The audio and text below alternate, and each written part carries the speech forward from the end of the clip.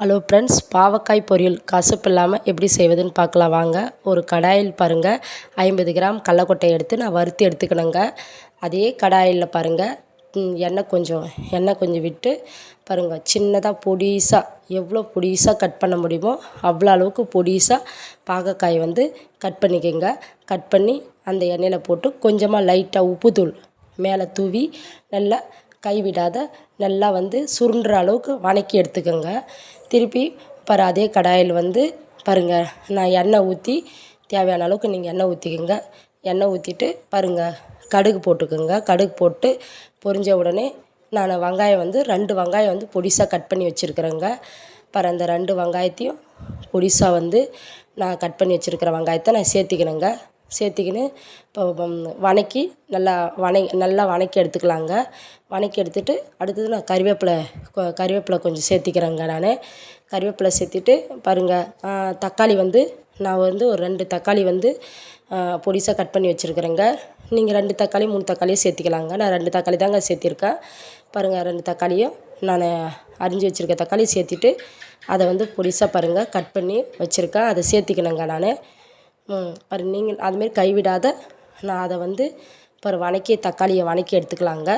வதக்கி எடுத்துகிட்டு பாருங்கள், நான் வதக்கிட்டேங்க. அதுக்கப்புறம் பாகக்காய் நம்ம வதக்கி வச்சுருக்கிறோம்ல, அந்த பாவக்காய் திருப்பியும் நல்லா வதங்கினோடனே வெங்காயம் தக்காளி வதங்கினோடனே அதிலே நம்ம கொட்டிக்கலாங்க. திருப்பி வதக்கின பாவக்காயை கொட்டிட்டு, ஏன்னா அதையே முக்கால்வாசி வெந்துட்டுருக்கேங்க.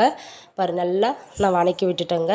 ஃபுல்லாக பாருங்கள், அதிலே நல்லா வதக்கி விட்டுட்டு அதுக்கப்புறம் நம்ம திருப்பி நம்ம தேவையான அளவுக்கு நம்ம உப்பு சேர்த்திக்கலாங்க.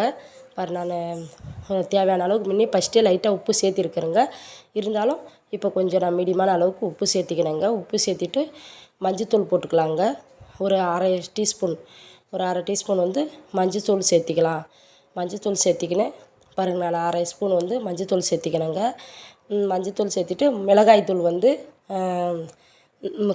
வீட்டு மிளகாத்தூள் ஒரு 1.5 ஸ்பூனும், அந்த வர மிளகாத்தூள் ஒரு ஸ்பூனும் பாருங்கள் நான் வச்சு மிளகாய்த்தூள் சேர்த்திக்கினேங்க. உங்களுக்கு காரத்துக்கு ஏற்ற மாதிரி நீங்கள் சேர்த்திக்கங்க. அதேமாரி பாருங்கள், நல்லா போட்டு அந்த மிளகாய்த்தூள்லாம் போட்டு நல்லா வதக்கி எடுத்துக்கணுங்க. ஃபுல்லாகவே பாருங்கள், தண்ணி விடலை, எதுவுமே விடலை, ஃபுல்லாக வதக்கிடுங்க. இப்போ லைட்டாக கொஞ்சமாக அந்த காரத்துக்காக லைட்டாக தண்ணி கொஞ்சமாக போதுங்க, தெளிச்சிக்கலாங்க. நான் கொஞ்சமாக தண்ணி தெளிச்சிருக்கிறேங்க. ஏன்னா அந்த காரம் மிளகாத்தூள்லாம் கொஞ்சம் அந்த இது ஆகிறதுக்காக தாங்க லைட்டாக தண்ணி ஊற்றிருக்கிறேங்க. தண்ணி ஊற்றி ஃபுல்லாக கொஞ்சமாக லைட்டாக சுருண்டுற உடனே ஃபஸ்ட்டே முன்னே வெந்துருச்சுங்க. இருந்தாலும் இப்போ லைட்டாக சுருண்டோடனே பாருங்கள், நான் இது பண்ணியிருக்கேன். அடுத்தது வெல்லம் நாட்டு சர்க்கரை இது ஒரு 3 ஸ்பூன் நான் சேர்த்திக்கிறேங்க. நாட்டு சர்க்கரையை சேர்த்திட்டு ஃபுல்லாக நல்லா வதங்கிடுச்சிங்க. நான் அடுத்தது கடலக்கொட்டையை ஃபஸ்ட்டே நம்ம வறுத்து எடுத்துருந்த கடலக்கொட்டையை நான் மிக்சியில் போட்டு பொடி பண்ணி எடுத்துக்கணுங்க. நல்லா சுருண்டி வந்துடுச்சிங்க. லைட்டாக தண்ணி விட்டது நல்லா பாருங்கள், நல்லா வெந்துடுச்சிங்க. ஃபஸ்ட்டே அரை வேக்காடு வெந்துடுச்சிங்க. இப்பயும் லைட்டாக தண்ணி விட்டதில் ஃபுல்லாகவே நல்லா வதங்கிடுச்சிங்க. இப்போது நம்ம கடலக்கொட்டை தூளை நம்ம எடுத்து சேர்த்திக்கலாங்க. நம்ம இது அரைச்சின்னு வந்ததை நம்ம எல்லாத்தையுமே சேர்த்திக்கலாங்க. நீங்கள் கடலக்கொட்டை வேணுனாலும் சேர்த்திக்கலாம், இல்லைன்னா தேங்காய் துருவலும் நீங்கள் சேர்த்திக்கலாங்க. தான் ஆப்ஷனுங்க, உங்கள் விருப்பங்க அது. நான் அந்த மாதிரி நான் கடலக்கொட்டை தாங்க இன்றைக்கி நான் சேர்த்திருக்கேன். நீங்களும் அந்தமாரி செஞ்சு பாருங்கள். வீட்டில் எப்படி இருந்துச்சுன்னு என்ன ஏதுன்ட்டு கமெண்ட் பண்ணுங்கள். பாருங்கள், நல்லா சூப்பராக வந்திருக்கு பாருங்கள்.